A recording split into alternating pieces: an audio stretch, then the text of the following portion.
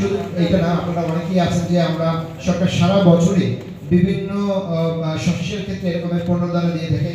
বীজ দেওয়া হয়, সার দেওয়া হয়। কিছুদিন আগে যেমন সরিষার বীজ দেওয়া হয়েছে, সার দেওয়া হয়েছে, এটা কিন্তু পেঁয়াজ দেওয়া হয়েছে। কন্টিনিউয়াসলি এটা যখনই যে শস্য আসে সেই শস্যের ক্ষেত্রে কিন্তু সরকার প্রণোদনা দিয়ে থাকে।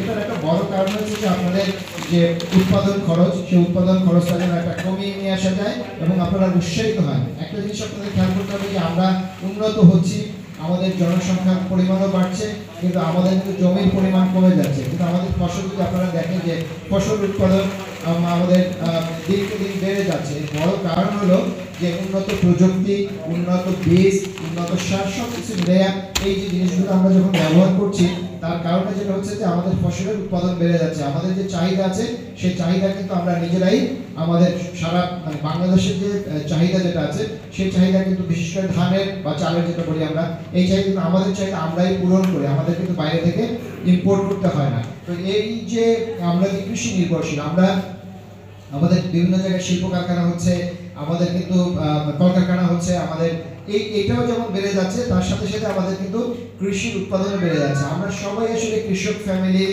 সন্তান, তাই না? আমাদের যদি পূর্বপুরুষ দেখা হয় যে আমরা সবাই দেখা যাবে যে আমাদের পুরানো আমাদের বাবা বা দাদা যারা ছিলেন তারা এই কৃষি পেশার সাথে জড়িত ছিলেন। সেটা সেই এটা আপনারা এখনো ধরে রেখেছেন। তো আপনাদের কাছে আহ্বান থাকবে, সরকার যে প্রণোদনা দিচ্ছে সেই প্রণোদনা সরকারের যে সরকারের তরফ থেকে যে দায়িত্ব মানে আমরা আপনাদের কাছে তুলে দিচ্ছি, সেই দায়িত্বশীলতা মানে আপনারা দায়িত্বশীল হবেন।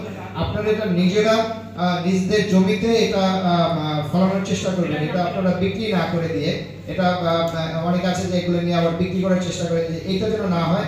আপনার নিজের জমিতে নিজেদের আপনি চাষ করবেন এবং সরকার আপনাকে যে দায়িত্ব দিয়েছে সেইটা যথাযথভাবে যদি আমরা পালন করতে পারি, তাহলে আমরা আসলে এই বাংলাদেশকে একটা সোনালী ফসলের দেশ হিসেবে আমরা রূপান্তর করতে পারবো।